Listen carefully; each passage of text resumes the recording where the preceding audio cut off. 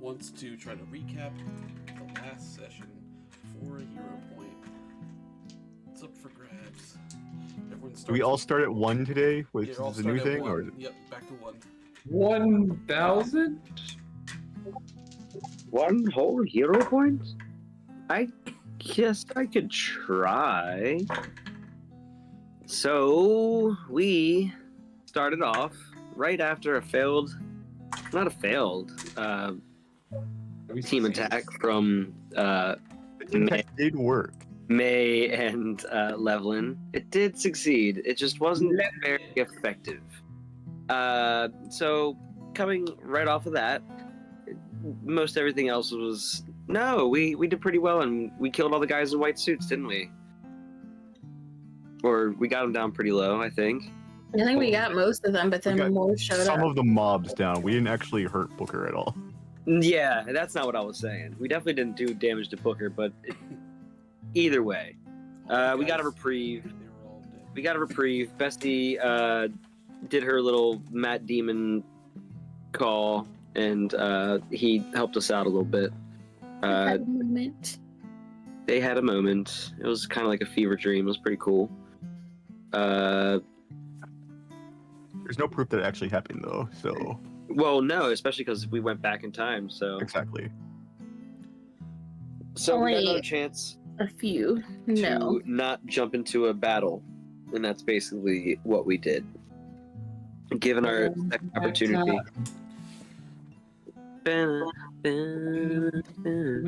So instead, we were given an opportunity to threaten a man. We were trying to extort money out of this man. Tax, Pax. I believe. Tax. Yeah. Thanks. Tax banks. So we then went to go see Demont, and he was measuring Carmine, who gave us some info. Bessie's dad is running for president. Oh, Bessie.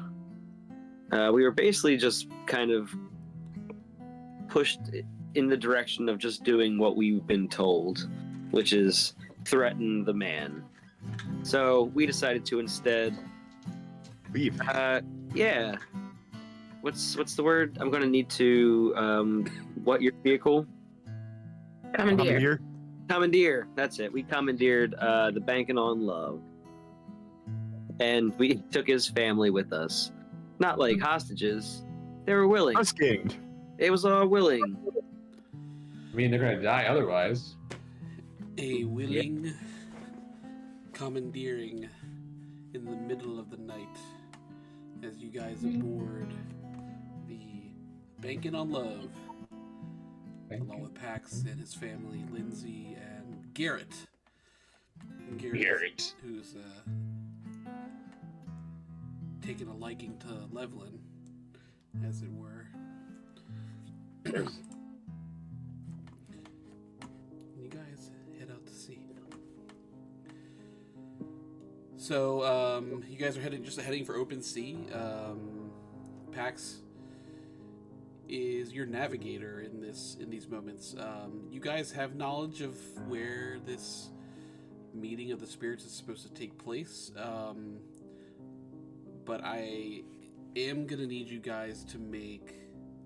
If anyone wants to either make a survival or nature check to help kind of navigate the.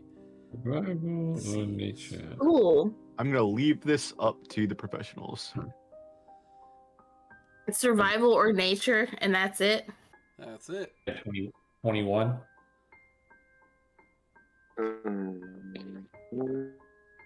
Those are literally the only two that I have +0 on, and I got a 19 on the die. Nice, nice. I thought it was gonna be really good, and then I realized I have +0 for survival and nature. You have +0 on stuff still. Right? Like +9 is my lowest thing.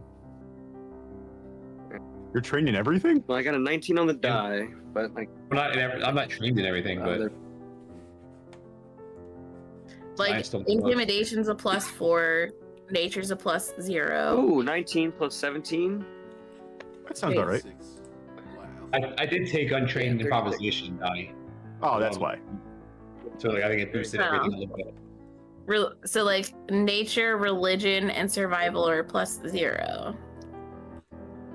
And Booker is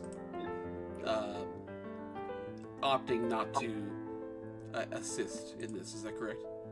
Yeah, Booker doesn't have any sense of ocean direction. Yeah. However, she is interested in boating stuff because she's driven cars and whatnot. So she's just gonna watch and try and figure out how to actually operate this thing. Gotcha. well, you one guys second. are with Pax. Worst case scenario. He's kind of like just getting joy out of showing you the different buttons and whatnot in the inside the cabin, the captain's cabin. Are we level 7 or 8? We're level still 8, you're level technically 8. 7. Okay, never mind. So we're good. Starting at level 8. Dun dun dun.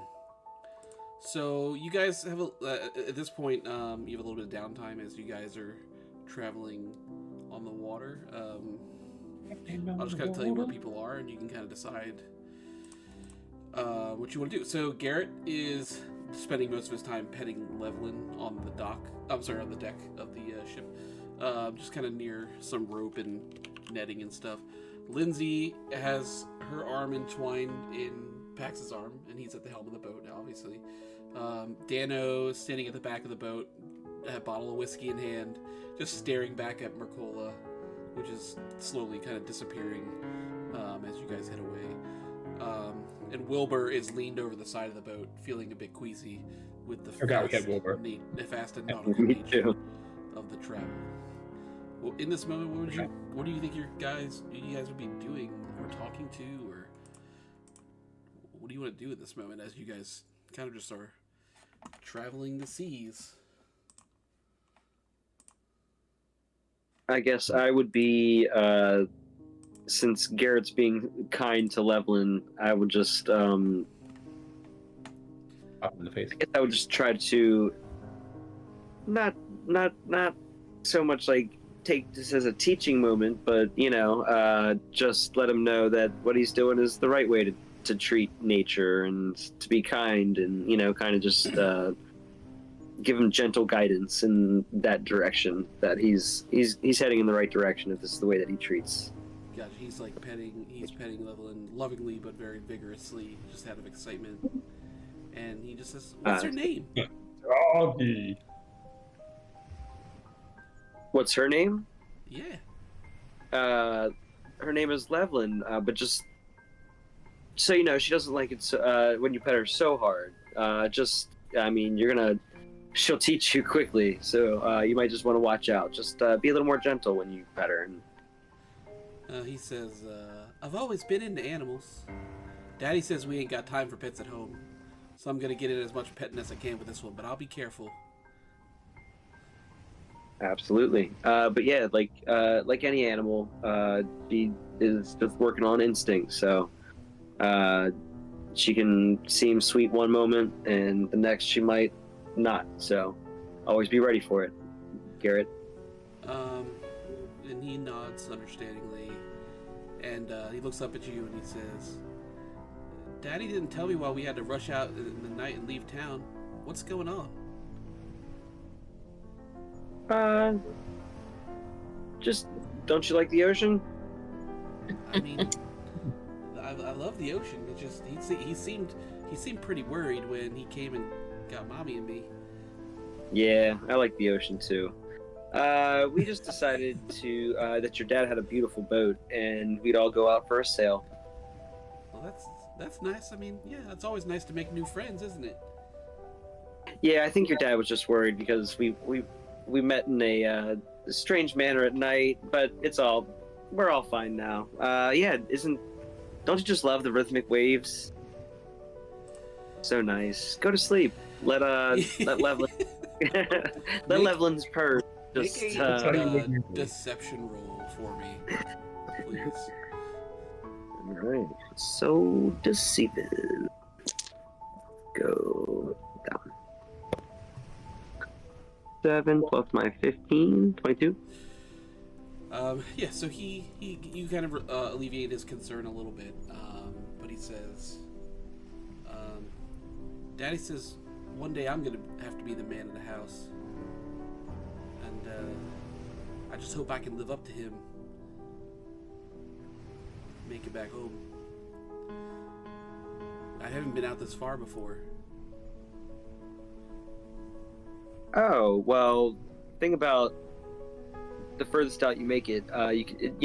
At some point, it's only it's halfway, and then you're halfway home. So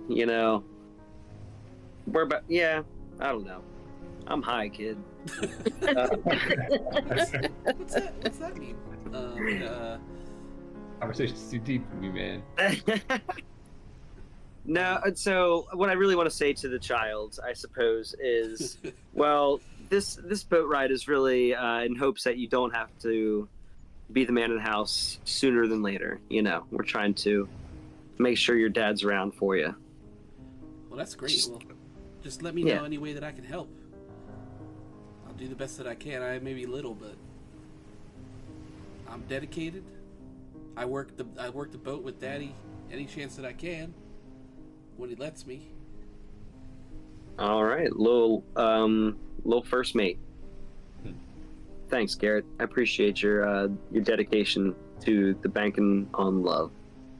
Garrett. As you continue to talk to Garrett, what's anybody else? Is anybody else doing anything else at this moment? Talking to anyone else?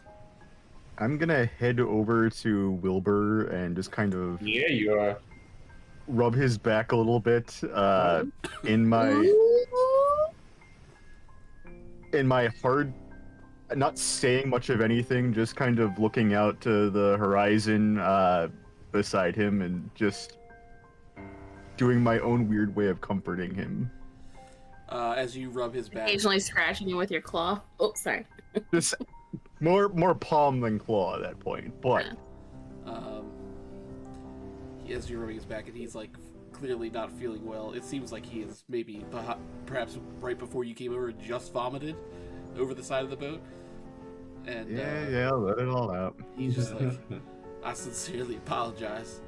I have not been at sea before, and I didn't know it would have this effect on me. If I just had some Can't say I've ever been out here either. if I just got for some both like of us. bread or something, maybe it would settle me a bit. I don't know. Just keep your eyes out on the horizon. He just looks out over the horizon. You don't want to put anything else in your stomach right now. He's watching. He kind of looks back as well as like Mercola's disappearing. He's like, May, I feel like a different man. Gadros didn't speak to me, but he did help me save you. And how could I hate magic if it let me do that? Magic is fine, just like everything, just be careful as to what you're getting involved with. The god of death is not exactly a pleasant spirit, nor any of them in my experience. You have experience with the spirits? Yeah, they're dicks, all of them. They can't all be dicks now, May. No, pretty much 3 for 3 right now. So, Jeffrey was not a dick. 4 for 4. He actually saved your life, technically. I know.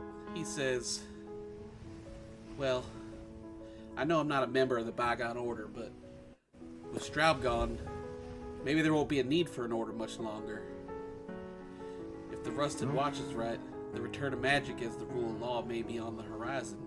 What's your thoughts on that? I mean, I know it's magic's touch and go for you, so what if it became the way of life? I look down at my hands for just like a moment or so.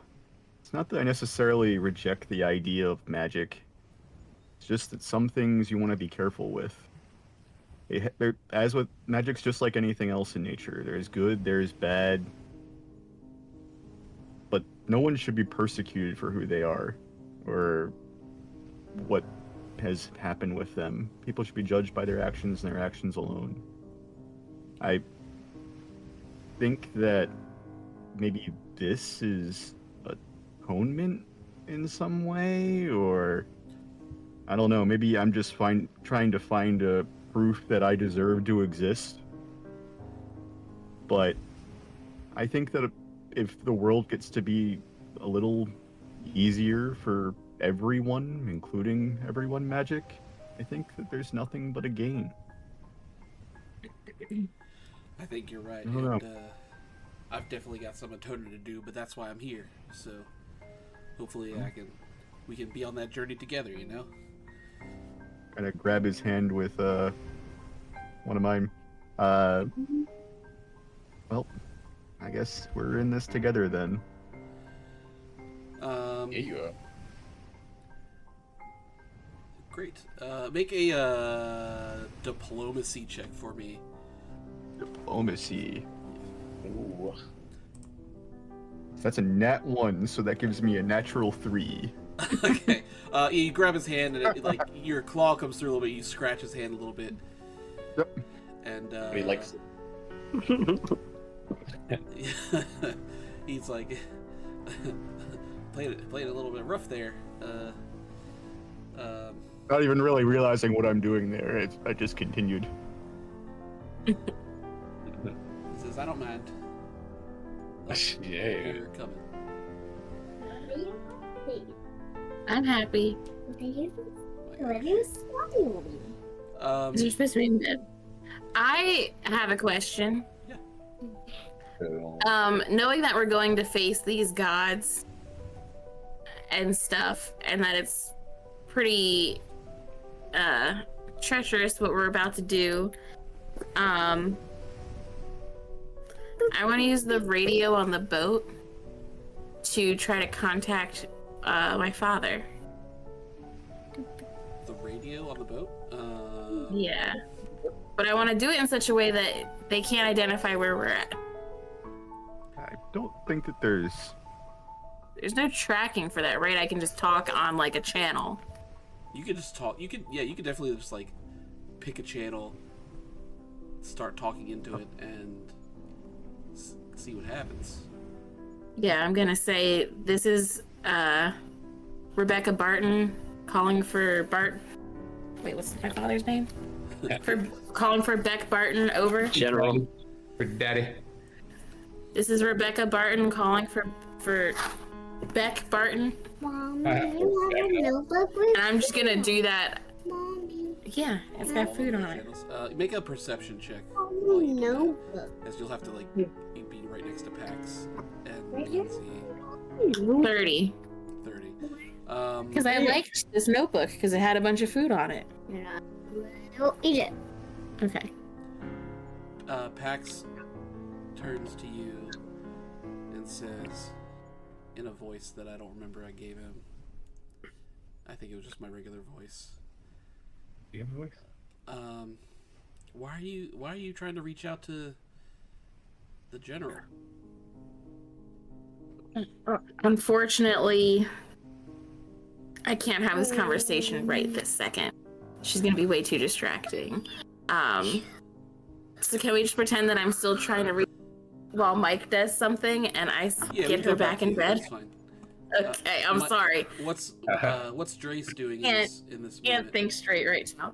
Go back to bed. I'm looking at Go take your ring, Olivia. left corner making Take your faces. ring, put it on your nightstand, and go back to bed. I just didn't Kinda talk like to them yet. You did talk wander to back them. towards You Dano, didn't but I'm kind of I like gotta mute them. Shh. looking at the Did you get, Daddy? kind of looking at it. Say again, I couldn't hear you. I'm kind of like wandering back towards Dano, looking out kind of next to him, but I'm also more so talking than more than like talking with him. I'm more like kind of lost in my own thoughts, looking at the whistle and kind of spinning it in my hands, kind of thinking about it, what it means, and like how I could use it.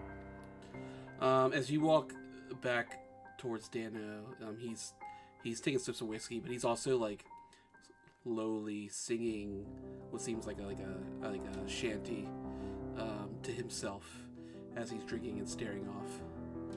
it about potatoes?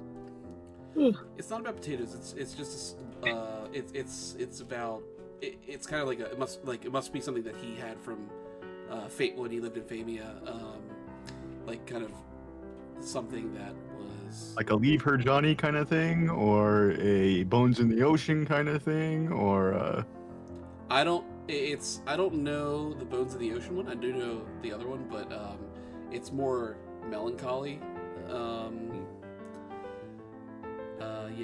So he's just kind of seeing Lowly, and you go up next to him, and he says, "Oh, don't mind me. I should have died a long time ago. Nothing the spirits can do to me that life hasn't already thrown at me. What are you playing with there?" For this is just a, magic dragon whistle. As it is, as most whistles are. He kind of nods. Given to me by gods, and it's supposed to summon a dragon, and I don't really know how to use it. Said, "Well, Any advice? Any suggestions? I don't know much about dragons and their whistles, but nothing really surprises me anymore. But I'd say put it to good use. A dragon's a nice thing to have at your side. Reckon it's I should be better. Reckon it's that dragon from when we were fighting back in the city." What was the name of the guy who has it now? The bird guy. Corvus. Corvus. Yeah, Corvus. You talking about that one from Corvus? Yeah. Corvus's dragon. I suppose Corvus. I don't know Corvus, but Actually, he doesn't know. But didn't you meet Corvus in the beginning? I was there for that session, so he was out. Yeah. Maybe not. Then I thought Corvus came in before Dano left. no, he Never was mind. Green flower. Just this bird guy. Bird. This yeah, yeah. bird guy we found a dragon egg and we gave the dragon to him. So I'm not sure. Did I find out what dragon it was? I think it's just I think Kalor just gave it to you. Yeah. It was red, or remember what the color of the dragon was? The whistle had any particular color. The dragon from Mistmore Yeah, was like a bronzish, bronze. brownish dragon. Yeah. Yeah, I'm still kind of confused. I don't know if it's going to be an actual dragon, if it's going to be like the spirit of a dragon, if it's going to be that dragon or another dragon. I kind of want to just find out. Well, I mean, if it's a one-time thing, I don't know if you want to waste it right now. We're not doing very much. But It's a one-thing thing. But yeah, dragon's a nice thing. I guess a nice thing to have in your pocket or around your neck in this case. But could be a way back if things turn south. I feel like being basically dragonkin, I should have a little better instincts about this, but I kind of had a loss. I think he just told you. Well, yeah, I'm just talking to him. Yeah, What's up, man? dragons What's been going on with you? say again. I don't want to just talk about me. I don't want to just talk about me. What's going on with you, man? Well, I'm just thinking about life after this, if I'm being honest. If I don't come back, I'm okay with it. I've lived through all this and I'm done fighting. Not getting any younger. Honestly, if I could, I'd leave Mercola behind and after this is over and maybe settle down, perhaps get a job a little bit less under the table. Find a wife, have a couple of little Danos running around. Sounds You're nice. gonna name them both Dano? That's kind of lame. Yeah, I mean, the different amount that ends in their names, but I gotta have it. Different amount of N's in their names. And in surprising places. I think we're gonna make it, and you can't. You have to make it back, man. Like, who's gonna keep the potato industry in business? Maybe I'll open a potato place of my own and give the dirty potato a run for its money. Imagine another potato restaurant with my name on it across from the dirty potato, stealing all their business. What would you call it? The dirty ear potato? Something like that. To workshop it a little bit. I like that. I think that would be great. Cool. He continues to talk to you and drink. Make a diplomacy check for me as you talk to him. Diplomacy check. 18. 18 total. Total, yes. Total. Gotcha. Okay. Yeah, he just continues looking out and talking to you, and he's asking you like about your adventures and stuff, like while he's been drinking and just gaining weight and being a sad sack. So let's jump back to Bessie. So Bessie, you are searching the radios. Yeah, and what's his name? Pax is asking me why I'm reaching out to the general. Yeah. Oh God, she's calling the general. No. I mean, yes, I'm calling the general, but He needs car insurance. you know, yeah, you're gonna need boat insurance after this. Actually, that's what you're running away from paying, right? Yes. Okay. You know how you can pick your friends, but you can't pick your family? Don't I know it? Yes. My family. They're crazy. Some of them are in the Soul Company. Asking me for Do they money. run it? Well, you know, sometimes family that brings you into this world,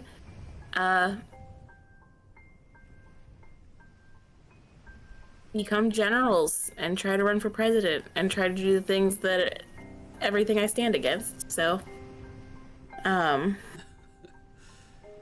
I just have a moment of privacy? Can you just, like, is there like an autopilot for this ship for a second? Well, if you just keep your hand on the wheel. I mean, you guys are telling me where to go, so just Okay. make sure it goes straight. He says, "Come on, honey," and then like Lindsay walks out, so you're alone in the cabin with the radio. I'm just gonna keep Rebecca Barton calling for Beck Barton over. So you're just going from channel to channel.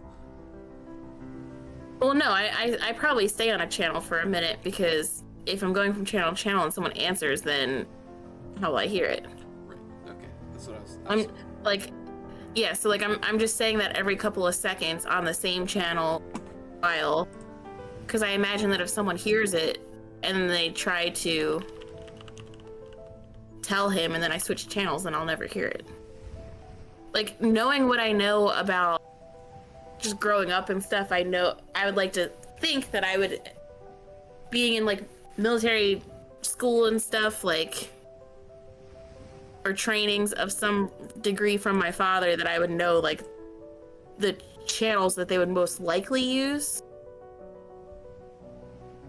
Okay. or listen out to. Yeah, and I already made you make a check on this, so that's fine. Yeah. So you are going through channels. You're saying your little thing, waiting a minute for a response. This is the daughter of General Beck Barton. This is Rebecca Barton. Over. After you go through a few channels, you hear a voice come through the radio, and it says, it's kind of like through like muffled radio, but it says, "This is a secured line." Yes, this is Rebecca Barton calling for Beck Barton. And the voice, you recognize the voice as your father's voice. Oh, okay. But he says, "Who is this really?" I get a little teary-eyed, and I'm like, "Daddy, it's me. It's Rebecca." And I got your letter.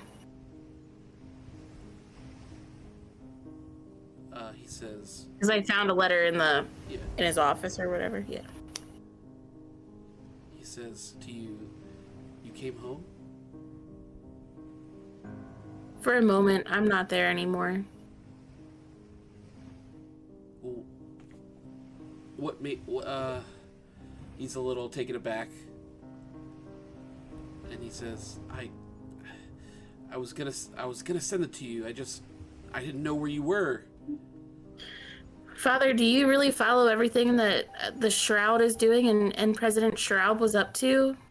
Is that how you feel? Is that what you strive for? There are some aspects of my job that were harder to swallow than others. But mostly,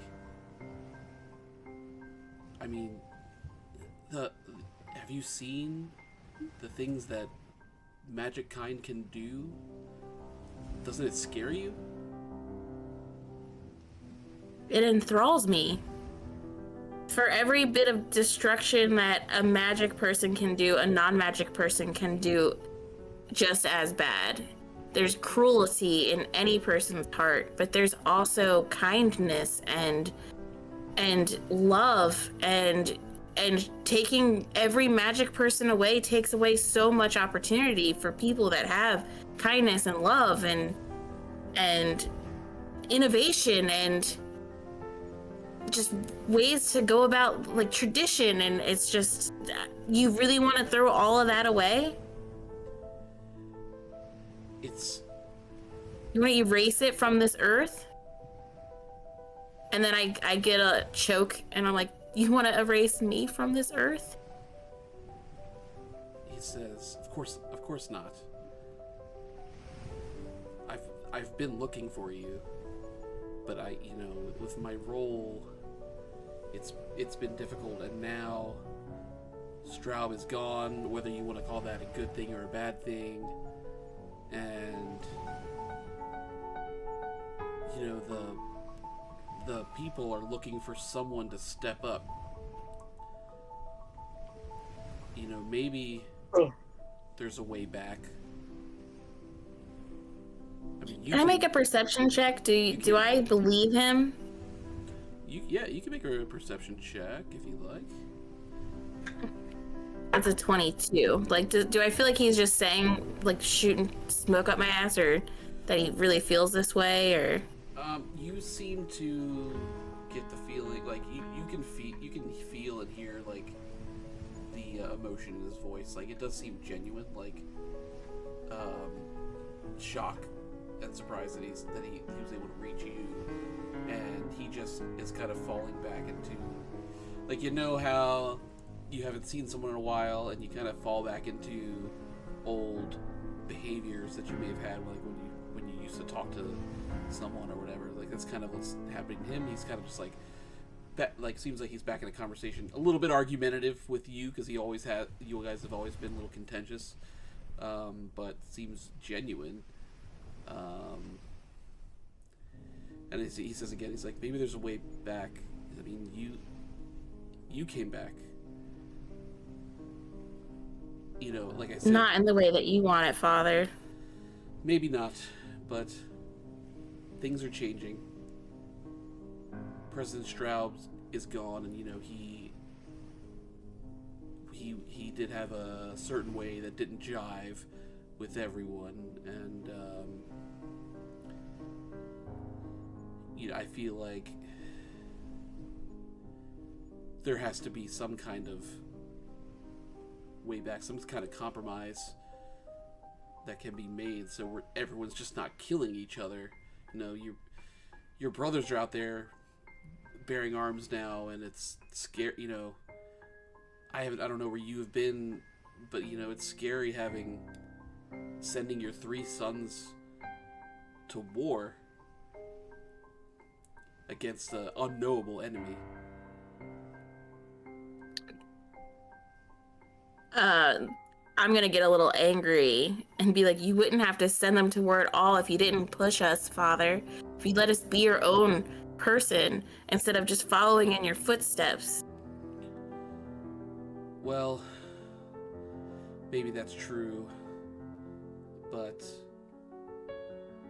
it's the way, it's not an excuse, but it's the way I was brought up. I brought you kids up the only way that I knew. You know, they tell you, you tell yourself you're not going to turn into your parents, and then it just happens. I'm trying to determine at this moment He says, how much I want to divulge. he says, where are you? Where are you radioing me from? Somewhere you can't reach me. I don't know if I'm going to be coming back in one piece. What do you mean you're not coming back? As he starts to say that, it starts to cut out. It gets staticky. As your conversation cuts. I So, want to just, like, if I can, tell my brothers I love them, and hopefully I'll see you soon. you say it, but at this point, it's just static on the channel that you've reached out to. Pax, who's nearby, kind of comes and kind of I guess, I don't know what kind of emotion you were showing, like, towards the end of that call. I am not an actress. I was more emotional. That's fine. I didn't know if you'd be able to convey that from outside the. Yeah, you would hear me like getting choked up. You'd hear me, kind of raising my voice at certain moments, especially with like, well, you sent them off to war because you forced them to. You know, everyone had to fall in line, like, you know. Gotcha. So as he hears things getting heated, he kind of pops his head in the door and just like, just so you know, like, I don't know what the range on that radio is going to be like. I mean, if you're trying to call General Barton in High Reach, then it's going to be, it's not going to, we're kind of out of range of land at this point. You're only going to reach other ships.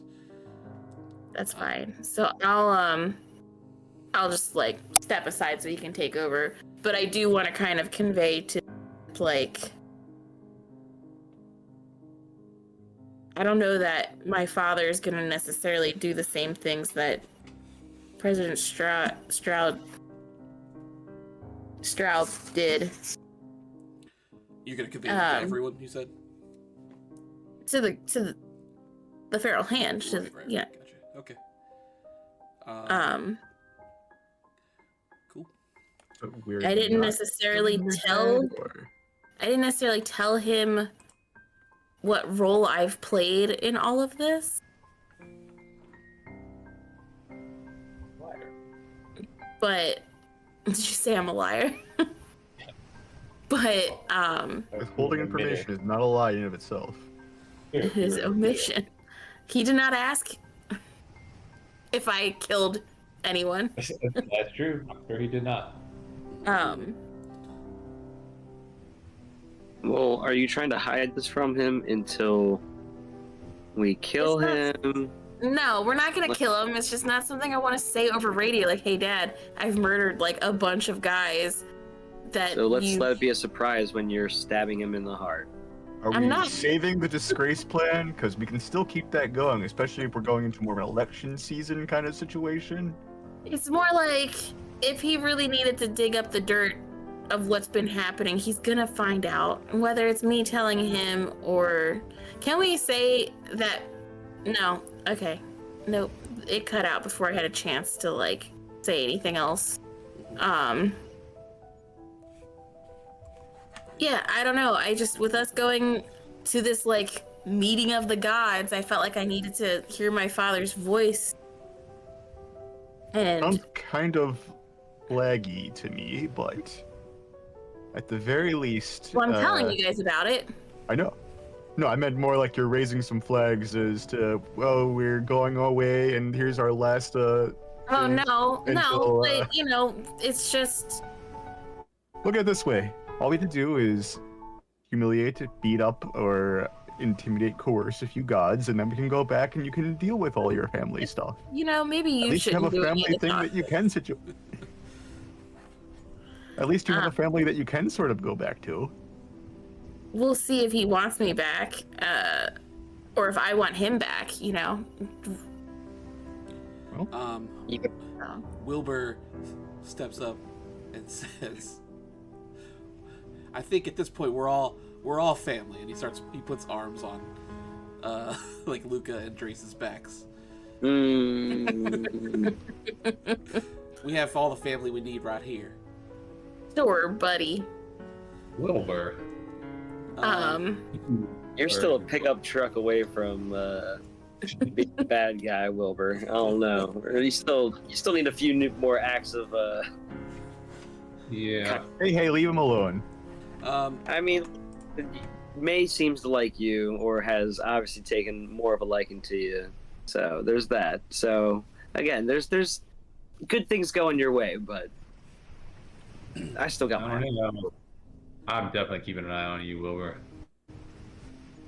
Don't be praying to any death gods, and we'll be okay. And we didn't say that so much as we kind of like shuddered when he put his arms around. We like Looked at him. we looked at each other, looked at him. Yeah. I need everyone to make a perception check, please. Will do. Ooh. Oh wow. It's a 24. dirty 20 with my 17 perception. 25. Nice. And what was it for Bessie? 32. Okay. Damn. I'm gonna say it's good enough that you kind of all see this. As you are kind of all just like chatting in a circle on the deck, you look up in the sky and there's a bird like looking like it's struggling to flap its wings approaching the boat that you guys are on.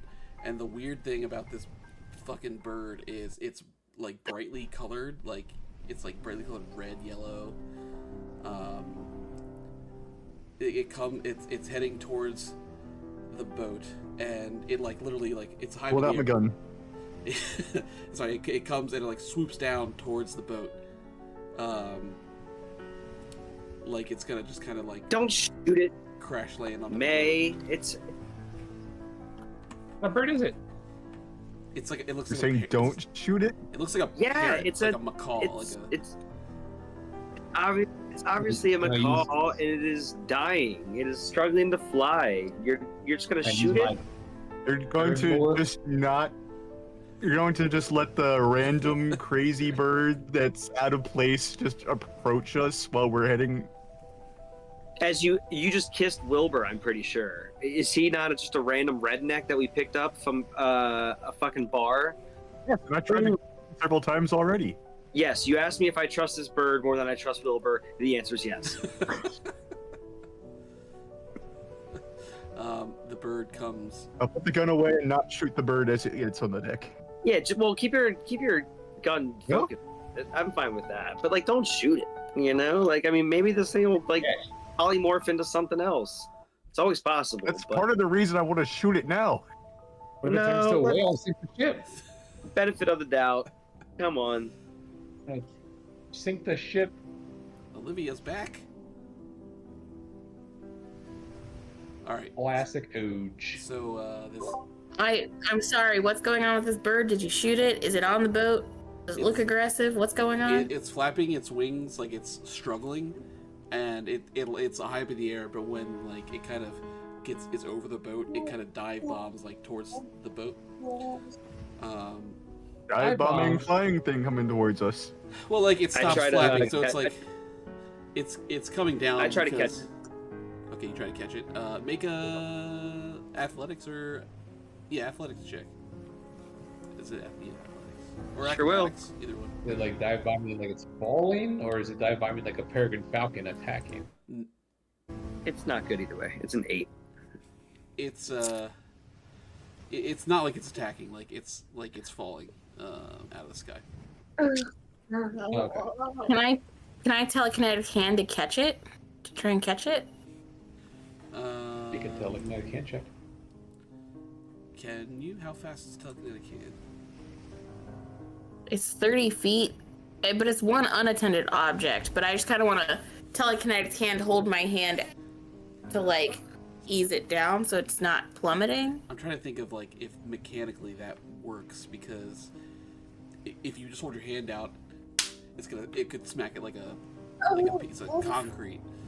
But I don't know. Well, I want it to kind of fall with it, but slower, so that as it lands, it slows down its speed, so it doesn't. The Superman argument. What do you like? Yeah. Things in the sky. I have something that I would, if this doesn't work, something that I could possibly use. I will let you use telekinetic hand, but it's still gonna be a check.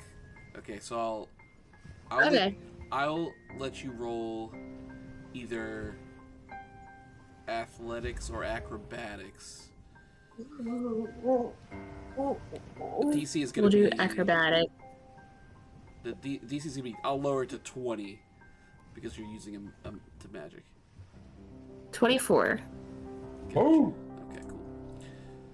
So as this thing is coming down towards the ship, you have managed to telekinetic hand and kind of ease it as it's falling. So it still takes a little bit of impact, but like you greatly reduce the Right, amount now of watch for yourself there. and the bird, it's out of breath, and it says out loud, like in English, it says, "Oh my god, oh my god, I can't believe I made it. Damn, I'm good." Pulling up the gun again. You see that like kind of wrapped around one of his legs, there was like a bottle with some liquid in it. And he says, "One of my master's apprentices sent me on this death sentence of a journey to get this to you. Now I'm just gonna take a bit of rest near these burlap sacks over here, which hopefully have some seeds." And he goes over and starts pecking at just like some sacks on the deck. Very- And as Definitely he's not doing a it, he's like, seed "No." on the fishing boat. He's like, "No, what is this? This isn't seeds." Oh, that's fine. How do I go? So, there's Luca, the animals are you.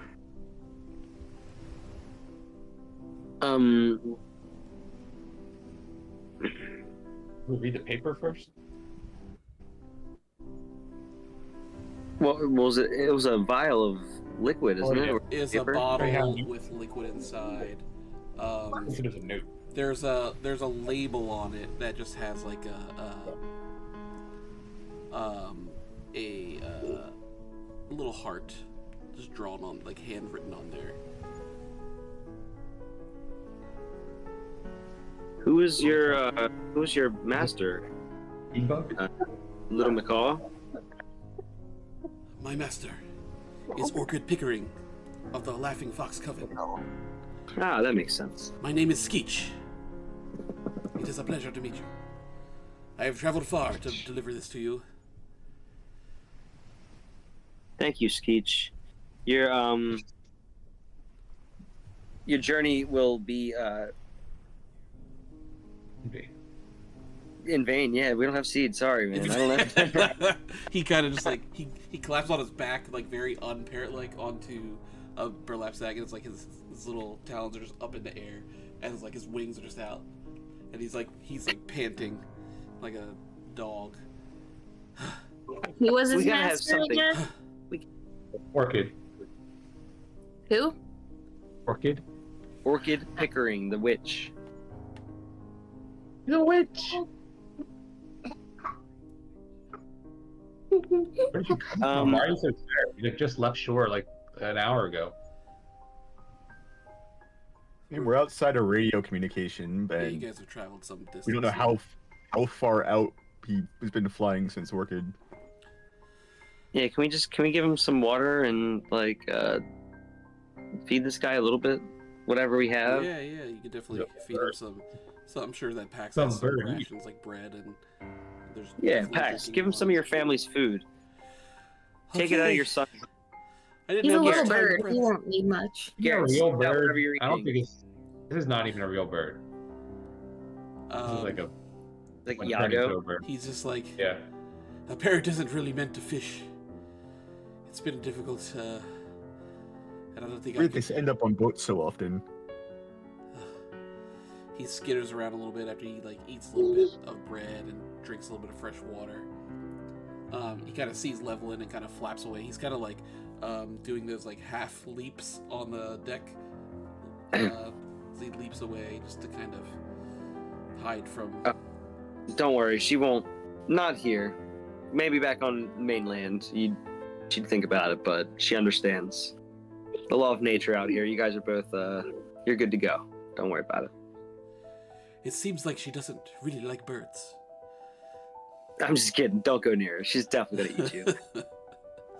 I'm gonna set a timer when the timer goes off. I try to give her a free meal there, but you seem too wary. I've been around a long time. But yes. What What is bird are you? You know that some parrots can fly over 300 miles a day. And you're tired. Where'd you come from? I've been around a long time. I am very old and I've been tired a long time, if I'm being honest. Right, well, What did what's in this Orchid? bottle? Yeah, there you go. What's in the bottle? What's in the bottle? What's in the bottle, Skeech? To be fair, how many Well, parrots fly with a whole bottle tied to them? It's like a vial. I mean, it's a Um, bird. she I can talk. he says, I do not know the contents of the vial, but it is for you to do with what you would like. What's the label say? Can we read it? It's a heart. It's a heart. It's just a heart, that's it. Dumb. Make a Orchid? anyone can make a a perception check on the bottle. Give me. Not Booker though. You can't make this. Oh no, you Not can make even this gonna check. attempt it. Okay. Nope. Yeah, don't even try, Booker. Terribly. 19 for me. Roll a 16. 29. On a 29, you recognize on this like label, like on the bottle, that there's like little like it looks like there's little animal prints on it, like it could be, I don't know, like some little rodent or like vermin was helping handle this piece of paper. Like they attached it to this glass. So, Boomer, do you think this was Boomer's doing? I make a skunk We think lore it's gonna check. blow up then, or I don't know. His name is Boomer, so I mean, Well- he's our friend. It's got a heart on it. We none of us know enough 19. about the potion, know what it is, right? None of you know, yeah, what it is. Can I do like a detect magic kind of thing? Yeah, you can cast detect magic. I have Okay. detect poison as well. Yeah, you could We have do that. Yeah. magic. Doesn't that just tell you that it is magic, not what it is? yes, but and this is a big. Yeah, you can learn. Yeah, it is. Yeah, I have I'll do detect poison. Okay. Well, at no, least- I'm thinking read aura instead. 'Cause they changed it. Used to be able to tell you what kind of magic, but though usually if you're identifying like potions or so, you can do it with either a crafting if it's alchemical or the actual magic check of the tradition that the spell comes from. Yeah, But that mine depends I on have the kind it of too. spell. Mine just says I you guess receive my magic. My main thing was like, if this was from Junebug and Boomer, and by doing like a detect magic, is it like a kind of thing where, because there's certain things where someone can like put a spell on something where a message, like when you go near it or activate it or something, you hear a message, you know what I mean? I think that would have already come out if there was something like that. Was he So pop? I mean, yeah. I mean, I don't know. So yeah, you detect, you cast detect magic. You cast detect poison as well. It doesn't, you don't recognize any kind of poison. When you do cast detect magic, Or I guess I'm also just sensing. Do I sense Junebug's magic in this? I don't need to necessarily know exactly what it is, but I'm just trying to. yeah, I'm gonna say that you do kind of detect her magic. Like this kind of looks familiar to you, like you've seen this kind of, you've seen her, in fact, drink this kind of liquid before, like of this kind of color and fluidity. I mean, I'm So, guessing it's like a with healing her potion. level of detect magic, what she would be able to get is that she could get the rank or level of the thing. So we at least know how strong of a potion that it is. Okay, hold on, I gotta determine that. So give me a sec. I don't think that I have it heightened enough to do that. You auto heighten It's a detect magic. cantrip, right? Yeah. It's a That's how you cantrip. do it. Yeah, so you have Should be it a full level power. 4. Yeah, it'll be a Oh, 4. heightened level 4. Okay. Heightened level 4th is a 3rd rank, but you also pinpoint the source of the highest rank magic. I'm You don't referring to learn the heightened exact 3 location. part. You can narrow down the source. The heightened 3 is you learn the rank or level of the most powerful magical effect the spell detects. Okay. And it ignores all the stuff that we know of magic. So So it's a level 1. Level 1. Potion. What a loser. It's a low level magical potion. Oh, so you flew all this way to make sure we had an extra A potion. level 1 spell. A level 1 potion. Thanks, Orchid. Thanks, bird. Thanks, Skeech. Yeah, Well, but now you we have don't a bird. know. You don't know what it does, and Skeech was just told to deliver it to you. So, up to you what you'd like to do with that. I'll hold it for now. But I like throw it in the ocean like the old lady with the necklace at Titanic. I'll hold on to it for now. You take it from Skeech, and he says, "It is my suggestion that if you're going to drink it, then perhaps you share it with your friends." Understood. mystery liquid. Is it like a thing we do in a moment of dire need, or we do drink it now? It's not for dire need. I would say, as far as I know, you can Yeah, drink it now. Okay, You fix I'll it for- pop a bottle, and Take a swig. I won't take a swig. I guess, Pax, you got some shot glasses? Sure. I'm sure I could whip something up, and he kind of. These aren't just like regular shot glasses. You see he has 2, but then he gets some other things that could be used as containers, just like a mug and a couple other. I guess I'll pour it out evenly amongst the containers, and I'm assuming it's just for us and not for Pax and family. How many doses are there?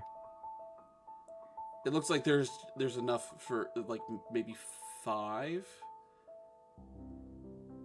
Five people could reasonably split this. 4 of us and Silver, Dano. you want mine? No, the 4 of us and Dano. Oh, that works. So you guys all take a shot. To bread. I mean, unless you want to give it to Wilbur, but that's... Because on you. without bread, there'd be no Wilbur was toast. more of a friend to Orchid, so or not Wilbur. Dana was more of a friend to Orchid, so Yeah. I was saying, unless you didn't want your shot and wanted to give it to Wilbur. 100%. I'm not trusting this mystery liquid. Wait, level 1, that's what I could do. This is gonna be funny. Okay, so Booker's not drinking it, but Wilbur is drinking it. Is that correct? I think Dano's getting it instead. Well, no, But there's four of there's, us. There's five. There's five. There's Well, enough for 5 people. wait. Oh So, yeah. yes. Then yes. Dano and Wilbur will. And you're abstaining. That's so funny. 100%. So you guys take the drink. Maybe this will help with your seasickness there, eh, Wilbur? Yeah. Well, you're just hoping. Had a heart on it, so it maybe can't it's get- good. Can't get much If worse. not, you all die, and then I'll try and get us back. You guys drink the potion, and for those that drink it, you immediately see, like, in your mind, like, kind of your eyes. So for Booker, you kind of see their eyes kind of like roll back a bit. And Booker's, you see their eyes kind of roll back, and the rest of you see this like large illusory display of a few trees that are on fire, and like walking out from these trees that are on fire, you see a familiar face. As Junebug comes out to greet you, just kind of in your minds, and you hear her speak to you. My friends, my family. Though it has not been long since we were last together, it seems an eternity since I could lend you my own personal wisdom. Time with my coven has been enlightening, especially given these continued trying times. Revolution and change ain't easy. But I've learned through fire and ash, through Atris and Adrian, of destruction and rebirth. I know that you are headed to meet the spirits of our world, to attempt to convince them to stop Noaris. I've always lived by trying to find a peaceful means to an end. I urge you to trust your instincts. The spirits, powerful as they are, may not have the best interest of mortal beings at heart. But rest assured, the Bygone Order does. I urge you, if words cannot penetrate the coldness of those spirits, then fight. Fight for all of us. Bring about an age where the spirits respect us as we respect them. You've taken Noaris down before. Remind them of what you stand for, with words, with blood. Show them why we are called the Feral Hand. Until we meet again, my friends, I will see you when this world is born anew.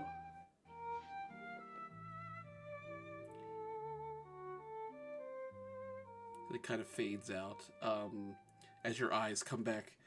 My friends, Sorry, my looping. It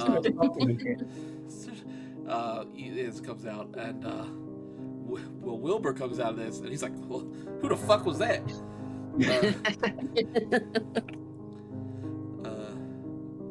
You don't know Junebug? Can't say that I haven't met someone named Junebug, being where I'm from, but I don't know this particular Junebug. And you said you're our family. That is really something. Hey, he's fine. He did the whole trippy thing with you guys. He did. That brings him closer. He earned a point. We're keeping track. So that happens. You guys just kind of continue. One scallop closer. One scout closer. You're on your way. Do we sense that there was anything other than just that she was sending us like a little message I think she in was a just- bottle? She was just sending you like message. It just kind of like words of like encouragement to try to do the right thing and do what it takes and tell you Yeah, what they- she thinks about it. I'll relay that to Booker. So she told you not to trust the spirits. So No, she said if they don't see reason, then we have to fight. But So, we're gonna try to since reason. none her. of the spirits have shown any form of reason whatsoever, You just continue And to we let us should- do the talking, and you get your little kitty claws out if we make a move. I mean, I'm just saying, this sounds like a Booker was right kind of deal right here. No. I mean, I didn't hear the message, but at least from what you just said, it sounds You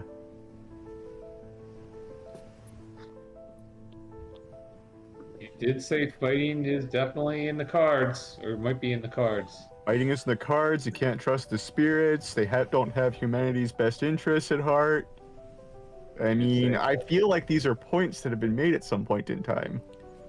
You know what? Oh, where did You just. is Nick still here? Yep. Yeah, I think that- Oh, sorry. Yeah, he's letting the pup out. Gotcha. So you guys continue on. As you're making, it seems like pretty good time with where you need to go. And you hear another voice in your mind as the All of us? all of you, yeah. Start to hear this. I can see you. You are near the conclave of the spirits. You must plead your case to them to have a chance at stopping Noaris, though it may only be a slim chance. Do what you do best, Feral Hand, and give the world a fighting chance. So the Oracle, did you recognize the Oracle as, Yeah. again, pleading with you to... Have I ever heard the Oracle before? You have. You've heard the Oracle when you guys were in, the Hearth. That's the first time you heard the Oracle's message before. When you heard, that went, like, before you found out about Noaris, like, when she was trying to send you a message, and then you kind of found out that Straub was in Mistmore, you kind of got that message. From her. Yeah, I don't like this uninvited head talking stuff. The Oracle is just a sweet little girl with the bluest hair you've ever seen. It's pretty blue. I don't see how that excuses the uninvited guests in our heads, but But trust me, it's blue. Oh, it blew. See what's picking up. And you hear like Pax basically kind of yelling off. And he yells back to Dano, who's like pushes in the back, and he says, "Drop the anchor to slow us down!" And he yells out to his son. He's like, "Secure the lines now! Hold fast!" And you see Dano like hits a like crank at the back of the ship, which drops the anchor through the boat as the ocean continues to get more and more wavy. You see Wilbur pulls on some ropes along with Garrett. Garrett's kind of like showing what he can do. Pax and Lindsay and stuff. They're coming outside the cabin as like it's very windy and water is like splashing up pretty violently onto the ship. And Pax yells out to his son, to Wilbur. He says, "Do not let go of those lines." And you see Dano runs over to help his like, huge self to help secure there. You notice as a literal like cyclone of water starts to pick up near the ship, and you can see in the cyclone there's a whale going around like in the circle of the cyclone, and there's also like a leviathan. They're kind of like swimming with each other around and around. You guys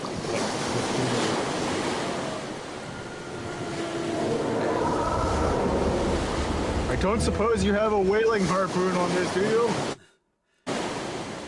I left that in my other campaign. We don't kill whales on this ship. Whales are a sign of fortune. I don't see the fortune! You also hear, again in your mind, You must go now. There will not be another opening.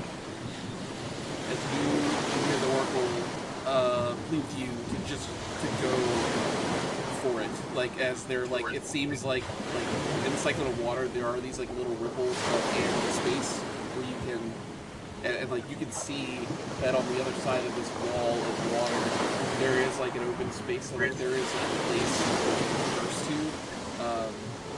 We have to go through. We can't go over it. We can't go around it. We have to go through it. But they like she's Can we pleading with you to like leave the boat behind. All of us, You see- Pax and family included. well, she's only talking to you guys, to the feral hand, and you see Dano looks at you as he's pulling on the ropes with Wilbur, and he just goes, "Go! We'll be okay." As you see, like he's one of the reasons why this ship has not capsized at this point. So you have a choice. You can jump for it. I'm Or going you to can jump. do nothing. But if you do nothing, it's likely that this boat could be sucked into this like. I am going to tumble through. You can tumble through. May It looks give like your the man a welcoming kiss. party is here, so Hey, give your man a kiss and let's go. Well, because you said that, I won't. doesn't look like there's any better time to turn into a bat than now. The wind might take you away as a little baby bat. Maybe. Alright. Open it. Alright, I jump. Instantly, I will still jump. Alright, so Like, man, I just bought this suit.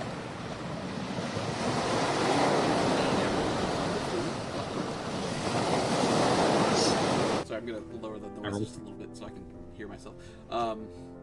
I do need everyone to make either an acrobatics check or a nature check as you jump into the cyclone of No water. athletics? I use athletics, that's fine. Ooh, that's a 35 nature check. Woo! 32 acrobatics for me. 30-20 nature. 26 athletics, though I have jumping boost, so I don't know if that helps in any way. What did you roll? You rolled a 26? 26. Okay. So on those nature checks, first of all, I'll say that like this cyclone does not look natural. This, like I said before, like you can kind of see that there's like an unnatural like thing going on here as you're looking at it, and as you make these jumps, yeah, I mean, you guys, you rolled successes, so that's fine. So you guys jump into the cyclone.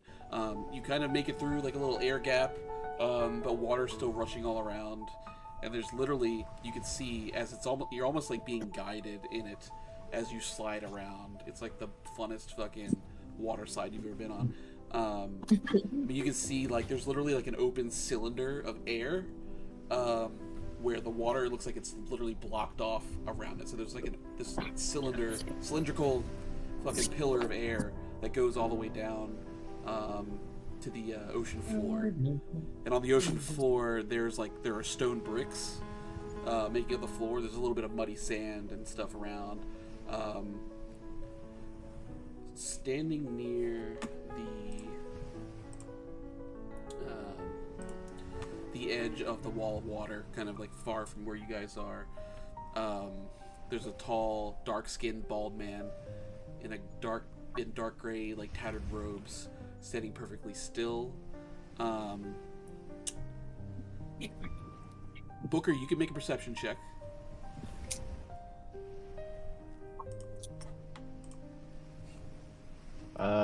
That's a 24. 24.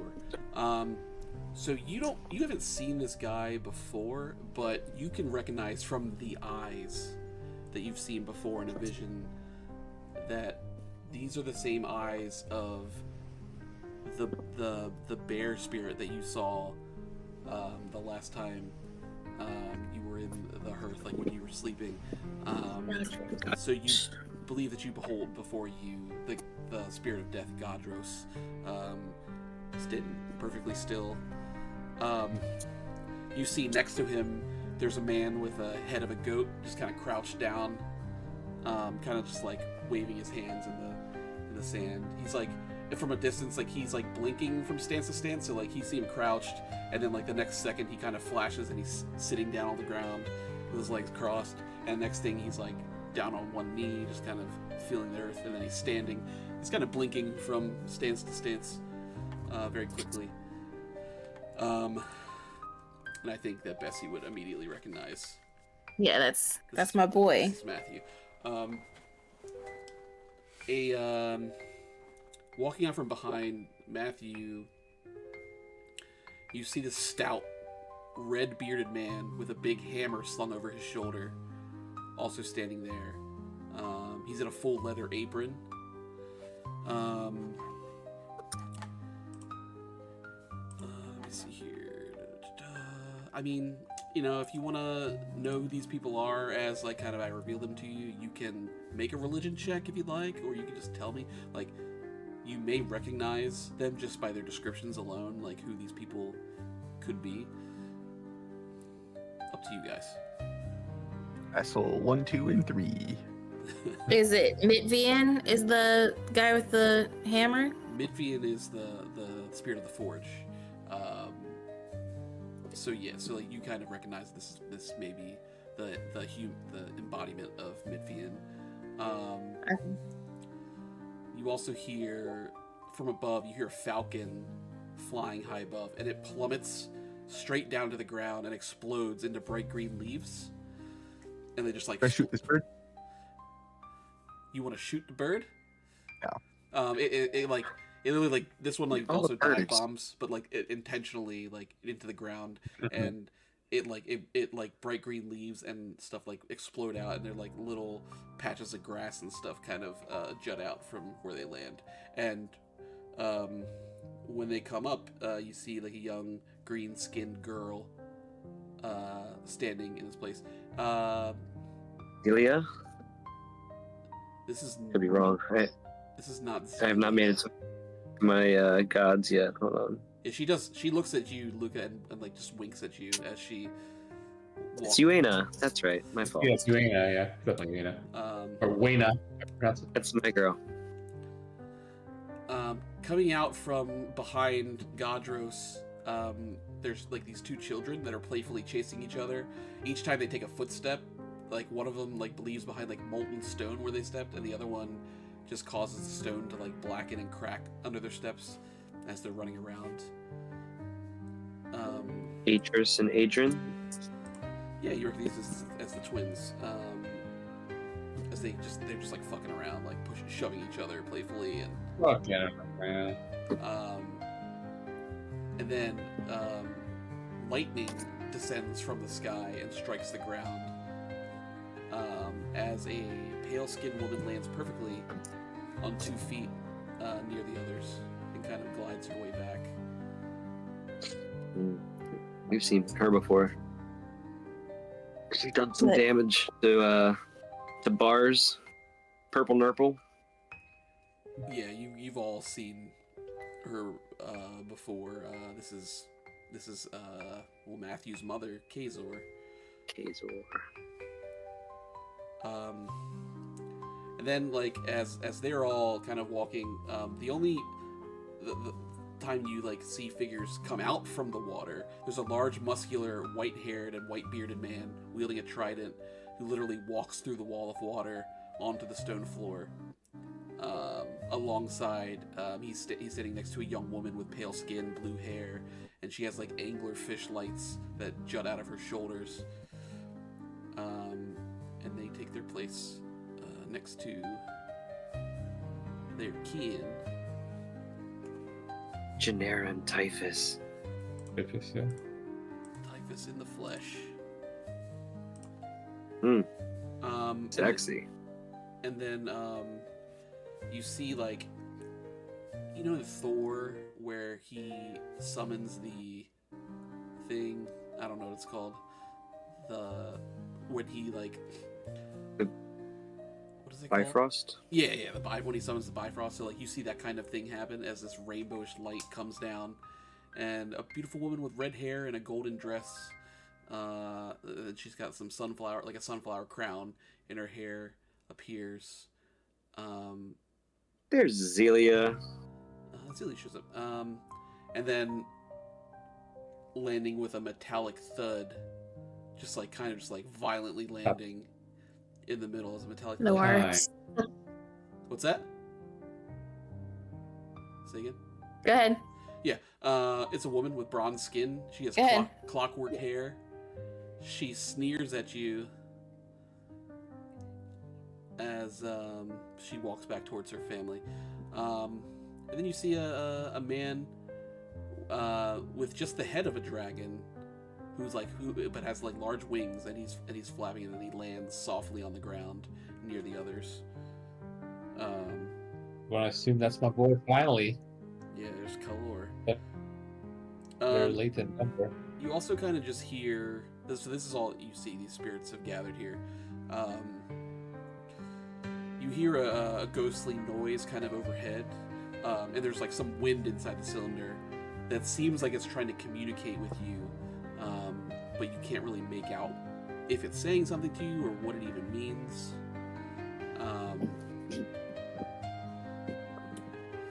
Gadros steps forward and says, "Hey, I, Gadros, son of Ithis, will speak for the World Mother in these proceedings. It has come to our attention that my daughter, Noaris, intends to use her gift of innovation to rid the living of their magical abilities, and instead imbue them with the knowledge to advance their inventions and better their lives. These mortals have been chosen to speak for the living in defense of the continued use of magic. We will decide as a group what the fate of the living world will be after you have stated your case. Tell us, why should the living be trusted with the ability to perform magic instead of letting my daughter rid you of this burden and give you the ability to innovate on your own? And do you condemn Noaris for her past actions?" So anyone that would like to speak in this moment in front of Y'all better start speaking. the Coven of Spirits, Yeah. You know what? is free to. We're gonna let May speak with the Act of Magic. yeah, I'm May will speak thinking- for the group. No, I'm thinking that it would either be Luca or Bessie. You can Probably all have you'll the all best have the opportunity. diplomacy. You all have the opportunity to say what you'd like in this moment. Okay. Would anyone like to volunteer? Okay. Condemn them. Um. Sure. Well then, I guess I'll go, and instead of word for word, we'll give you a gist of, Of course, all who use magic will never be good. It won't always be for good. Just like not all gods are good or people are good, but for the most part, we will do our part to keep magic kind of pure, I guess. Not that we're gonna. Okay, that sounds awful. Mudbloods. No, that's not what we're doing. No eugenics. That's not the point I'm trying to make. May? Care to jump in?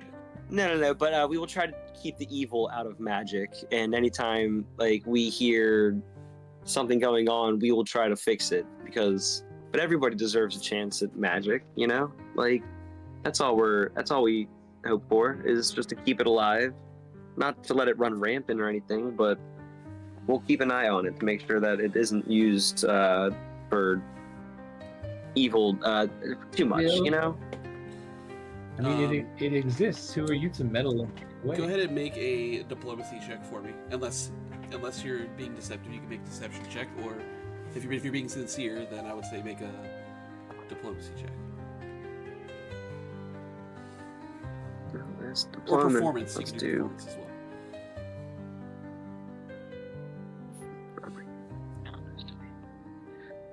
Performance plus 13. Plus 13 either way. Why aren't you rolling?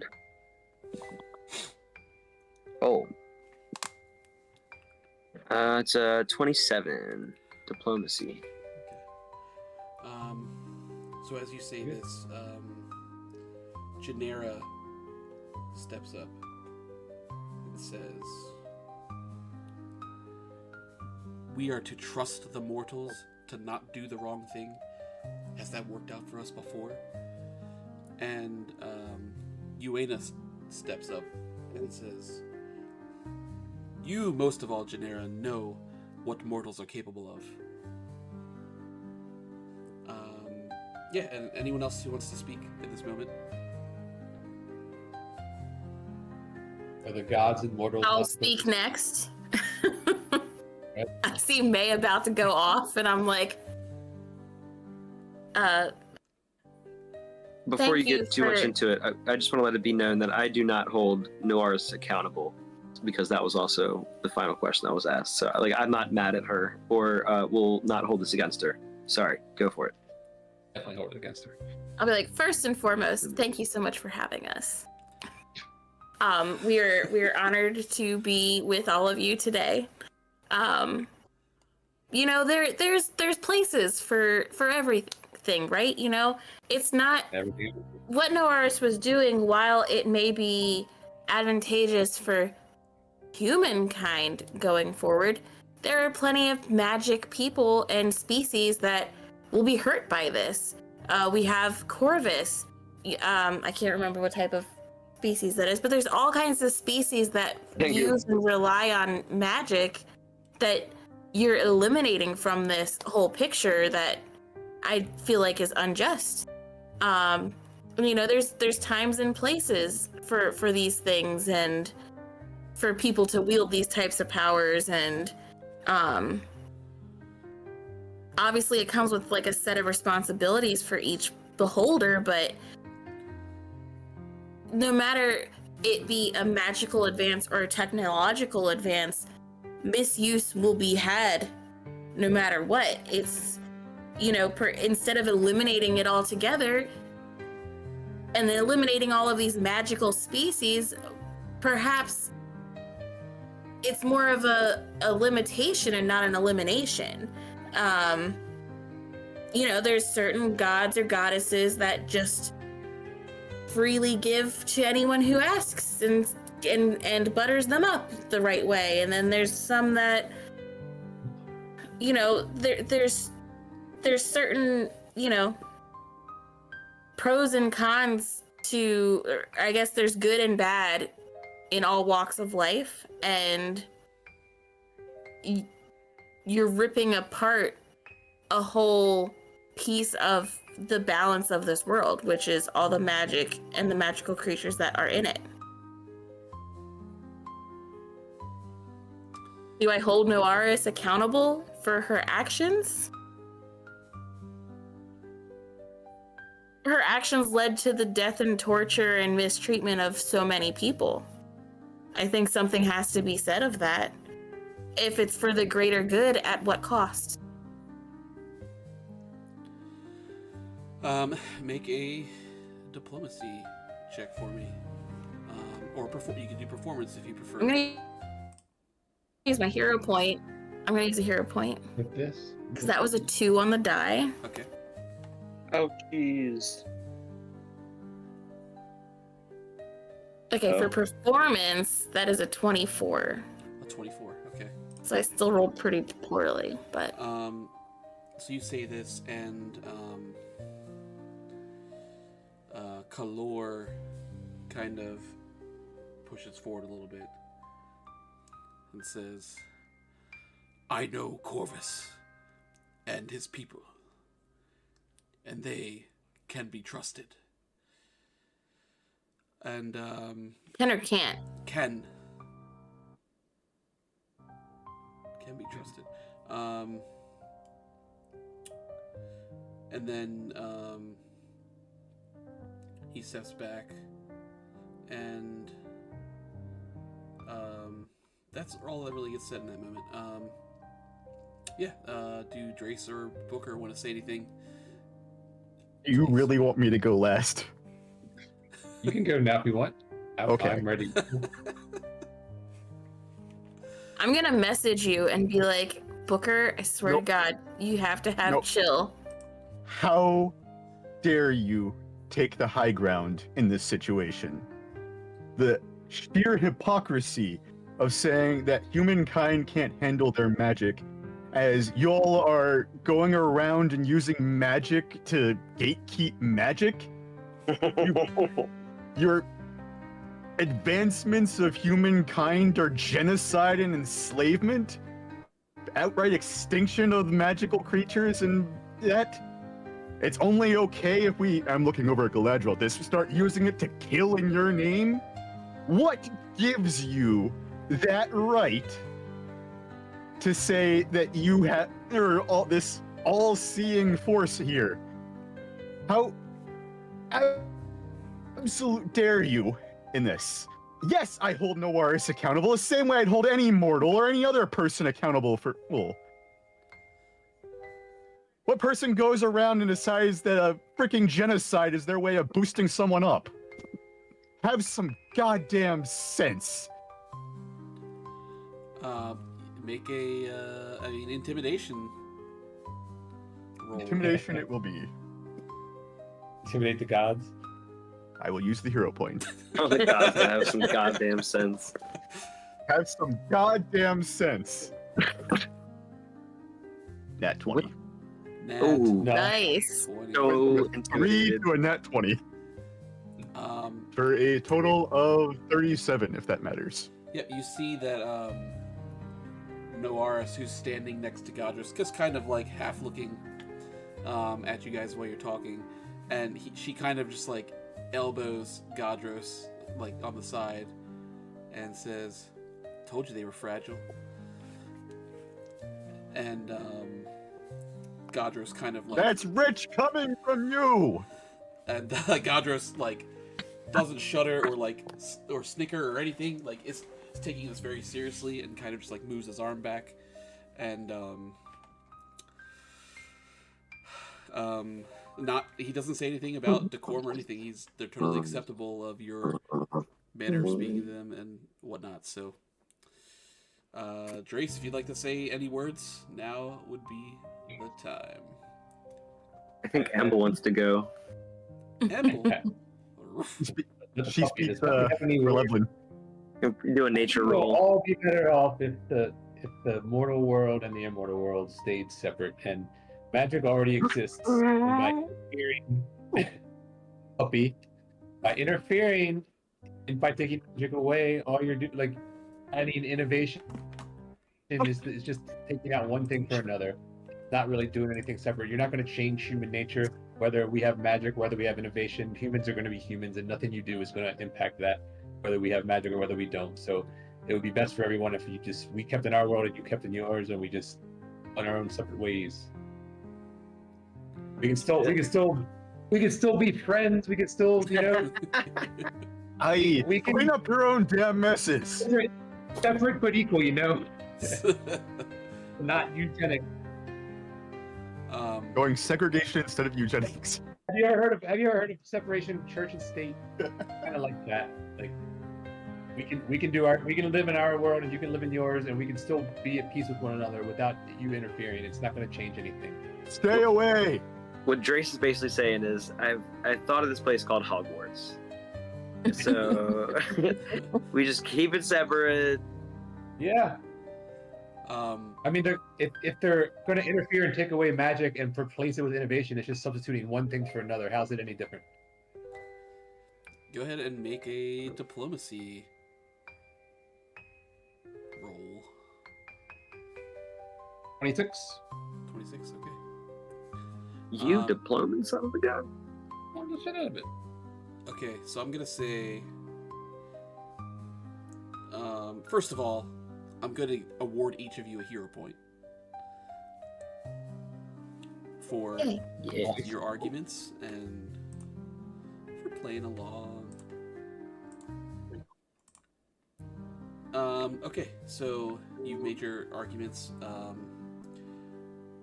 You hear Typhus, and he says, "The children of this world have a point. We collectively gave them this magic.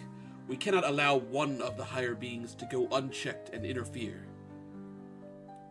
And you see Matthew, who's he blinks around, like, next to Typhus, and he goes, like you don't interfere yourself.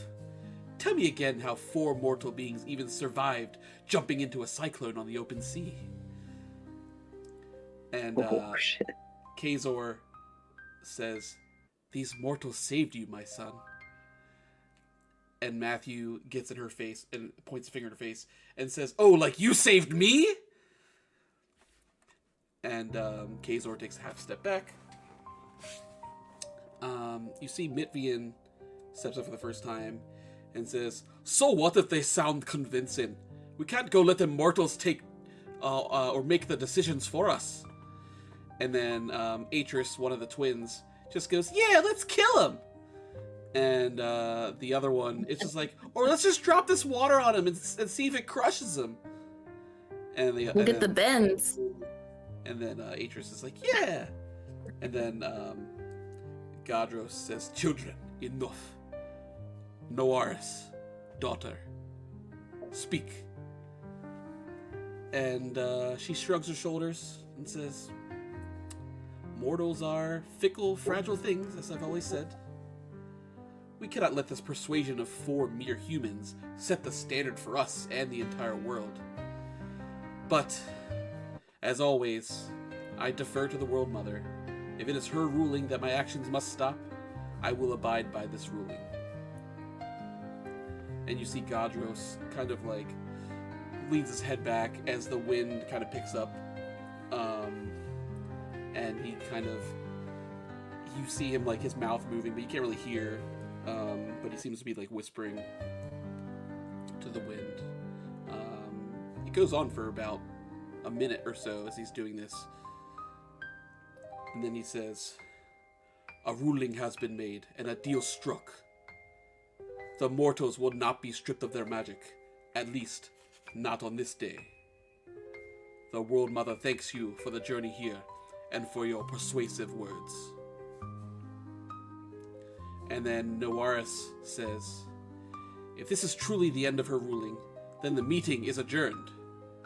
And no one will stop me from seeking vengeance from my grand plan ruined. And Gadros steps away. Fickle, aren't we? Gadros Fragile, even. He steps away, and Gadros says, of course not, daughter. The World Mother has spoken, and we struck a deal, as I said. The mortals are yours to do with as you will. And Uena says, this isn't right, Gadros. You can't do this. And Gadros walks up to Uena and says, can't do this. And he grabs her by the throat and lifts her up into the air. And he says, my dear, I have already done this. I will not see my daughter humiliated by the likes of these mortals. He throws her down to the ground. You just did. And he throws her down to the ground. Gadros says, anyone who interferes will be in direct defiance of the World Mother and will be stripped of their name and their domain. Stay and watch if you'd like. And he backs up to the seawall. And you see some of the other spirits kind of back away. Janera says, it's really a shame that they traveled this far for that. I honestly can't watch. And she just like swims off into the water. Janera disappears. It seems like the other spirits kind of have just backed up, and you see them all standing at the edge of the cyclone of water as stones underneath them lift them from the ground as they go high up into the air. So they have like a high vantage point of this cylindrical area as they watch what is about to happen. I feel like they're gonna crush us with the water. Oh no, they're still inside the cylinder. They haven't left the cylinder water, so they're still. I think they're letting Noaris kick our asses for just Sure, times 2. I'm gonna look around and be like, Noaris, we've already done this once. You want to get your ass kicked a second time? Give me an excuse to fight the Doesn't spirit. matter. I will not allow 4 humans to fell me. Count your breaths, feral hand, for they are surely your last. And you see her in her true form, which she's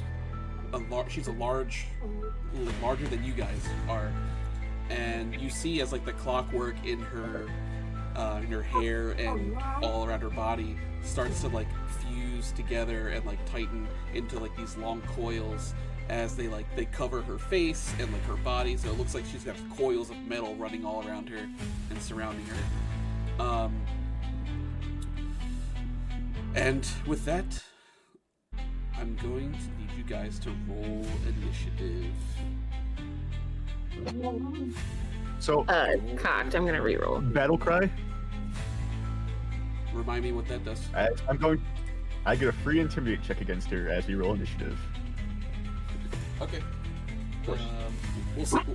I was gonna say we save that, but if you already rolled it. So that is a 34 to intimidate and a 21 for initiative, or 23 for initiative. What kind of save is it? It's just against her will save, so it's 10 plus her will is the check. So it's a failure. Damn. I'm sorry, you said 34? Yeah, I was about to say. 34 is She's actually got a plus 20 something to her. She has a very high will, but that is a success actually. Yeah, that's a success. Sorry, I did my math wrong. Okay, I was about to say. Yeah, so she's frightened. She is frightened. Yeah. The god is You frightened. should. Dear me, Noaris. All right, guys, give me the rest of your initiative rolls. 26. Also 26. 33. 23, you said? 23 for me. 33. 33. 3. And you said for Booker it's a 23? 23, yeah. 33. Bessie and Luca both got 26. You guys want to roll off to see who's going to act first? Yeah. Sure. 16 for me.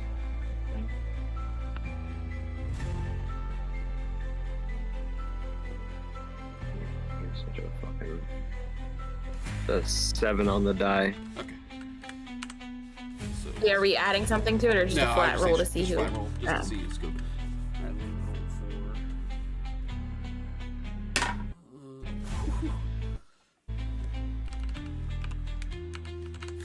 This is the only die I had to roll today. I'm rolling nat 19. As long as it's just initiative, we're okay with that. Just initiative. So Noaris is going to act first. I'm more than 34? Jeez. Yep, she got it. 41. Damn. Yeah, so you guys have a little preview of what the battlefield's gonna like. It's kind of like it's like a big stone platform, circular. There's a couple like stair areas and whatnot. You guys are across the way from her. And she pulls out her copper sword. She prepares to kill a couple of mere mortals.